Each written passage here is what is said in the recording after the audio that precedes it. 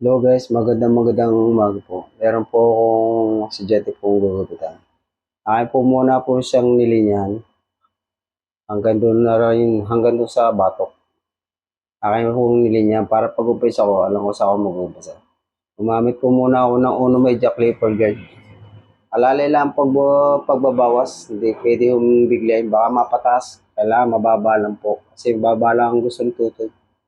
Sumunod gumamit po ako ng 1.5 clipper guard. Alalay lang po ang pagbubura po. Hindi ko pwede yung biglahin. Kailangan po pa straight ang agod. Sumunod si Hero Cross ko, yung kanyang linya ng guhit. Alalay lang din po pag bubura. Sumunod nilinya ko yung sa likod ng tenga para pag ahit ko mamaya. Kita ko kung saan ako mag-ahit.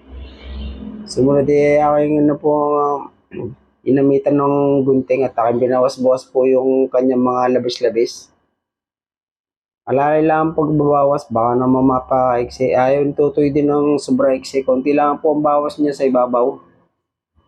So, akin na pong inahita at akin na pong nilinis po yung kanyang mga balibong pusa. Hanggang doon sa pisngi, tsaka doon sa likod ng tenga.